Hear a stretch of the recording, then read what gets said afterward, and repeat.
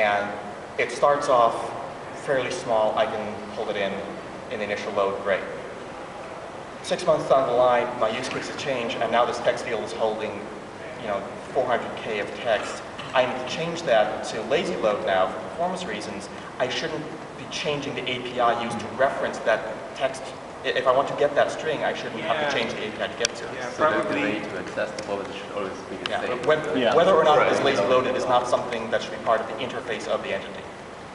Well, but I think, fundamentally, something that's a reference field is lazy loaded, right? Because the node, so I guess that's why I prefer to... The definition of the entity, I think is what you're saying. Not from the point of view of the caller, I need it to lazy load, but from the point of view of I'm defining this entity and I'm going to make it lazy load. And all of those then lazy load. Right, but if essentially is every field, here I'm getting lost. So is every field, the data for the field is an entity itself? God, no. No, let's not do that. Well, why not? What happens if you have 50 fields? Because we're going to die from... Well, we're talking consistency of API. Why not? At some point, you have to break out of that loop, and then you're breaking your API at that point. Instead, what I'm suggesting is we have the node entity. It has fields on it that store some kind of data, numbers, strings, email addresses, whatever. And from an API point of view, I call node load. I say node arrow text field, or whatever that syntax ends up being, and I get that string back. I shouldn't care whether that string was loaded and cached, lazy loaded, pulled in dynamically from a third-party service. That's not something that should affect my API there. On the other hand, if I load a node and I know this field is a node reference, I want to say, okay, now get me the node pointed to by that. I know I'm pulling in a new entity that's okay for me to know is a separate operation because I'm pulling in something that's going to have a complete object with an interface as opposed to a string. How late can you go before you actually need the data? For things that aren't calculations, wouldn't that be all the way to the theme layer? All the way to the rendering theme layer. Yeah. So if what it actually returned was something that could later be turned in for the thing, then wouldn't it be easier to collate stuff together and reduce the amount of actual operations it has to do on the database? You're also then pushing, I'm not entirely sure I follow what you're saying. So you're saying load a skeleton node and then you don't actually pull in data from the database until you get to the rendering layer? Like what you're actually getting is things that can be turned in later for the actual data. I'm just thinking of how to not have to go through the whole round-tripping thing for... Which round trip? Well, when you reference something that's lazy loaded. An entity or a field? A field. So I'm saying those should be different things.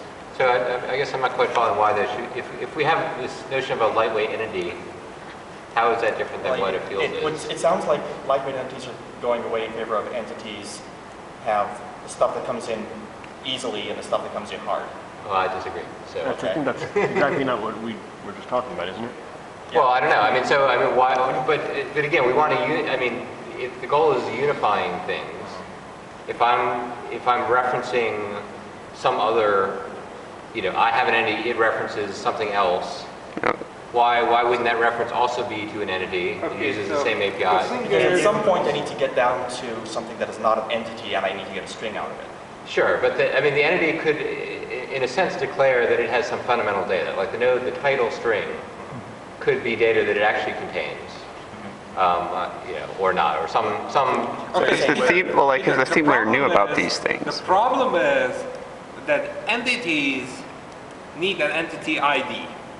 Fields don't need, for every piece of data they store, a separate ID. They need a local delta. Yeah, but the delta is local and not global. Well, and that combined with its primary key, whatever that is, its node, would be a perfect example of that. You're guaranteed uniqueness there, right? Yeah, you can, but then I you have still entity feel type, that you have entity types that have potentially arbitrary number of elements in their primary key when you get down to it, and that I start twitching. I have one of those. Are you twitching too? Well, so maybe a API cleanup is that all of those things should have a globally unique ID. Is there any reason not to? How do you assign it to big external stuff? Global unique IDs. Okay, but Let's stop. this is PHP. You cannot use UIDs despite you want, but you can't really. Where the references gets complicated is querying it. If like MongoDB field search at the moment stores the whole entity and its fields in one global piece of data. So you have the title and you have these field values, and you can go in one query without any joins and get that information. If that information is referenced, say the title is a reference with an ID, then you have that would at the moment be stored in two separate collections. This is a good point. So probably lazy loading should be just a flag, so that the field storage engine, if it wants to, can simply ignore it. Right. Which MongoDB quite probably will. Well, but what is the difference between? I guess maybe it's a semantic difference between, deferencing the IDs versus lazy loading. So you could always, go load those references in advance. What? It's an API distinction, I'd say, because if I have the object represents node 5, then there's the local data for it. For me using that, there's the local data for it, numbers, strings, email addresses, dates, whatever. And then there's foreign objects that I can get that this relates to. And that's a node reference or a user reference or a taxonomy reference or whatever that is. And conceptually, to me, those are two different operations. Okay. And so whatever the storage mechanism is, whenever stuff gets loaded, from an API perspective, I would want, here's how I access stuff locally, then here's how I take this, jump over, grab the other object, and then reference its stuff locally. Yeah. And then how that actually gets loaded along the way is something that I, writing that code using those nodes, shouldn't know about. What if the reference is basically a transitive relationship where it's part of a chain with parent hierarchies? How do you tell it when to start being lazy again? Like, you don't want to load the whole tree every time. If the first one is lazy, how does it know it shouldn't load to every single I actually one? do something similar to that in Views at the moment. Okay. I'm not loading entities, full entities, but I just know I want like all nodes posted, like nodes of this type posted within the past week. And the fields I pull back include node ID and parent ID.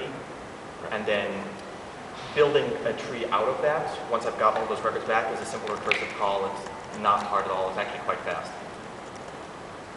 So if you're going to be doing something like that, you load all of those. You load the IDs first from your search, multi-load those. Those all get cached, and then dereferencing becomes easy. Yeah. And then the rendering is the one that has to figure out when to stop. You don't want to render them. Rendering should be separate from the data API. So I Rendering think must be so separate. lazy loading seems Well, like that's what about behind check the planes? scenes Yeah. discussion, right? I mean, it's not related to the public API. But Peter is asking, especially about I would make it a concrete question. Do we want to make a node body an entity instead of a field? I would say no. I I think it introduces more problems than it solves. Well, But I mean, Moshe's point is you can do it if you need it, right? You can't, You yeah. can do it. And that's I don't think that's that's- enough of an edge case that it doesn't bother me on a regular basis. Right. Well, so Your edge case is my day job. Well, but that doesn't mean that's something we need to be focusing on. Yeah. It's not my day job. pretty much the big question, whether why we want to do it or why we don't want to do it. There are very interesting implications doing this. If you right now in 7, if you want to use the node body value, it's a pity Fixcache is not here. He was tweeting this, or Nick Lewis was often tweeting this is a problem. You write node arrow body language none 0 value. Yeah, I think but that's not a problem. I think it's just bad developer experience. Yeah, but we are here to fix the developer I experience. think a lot of that, if we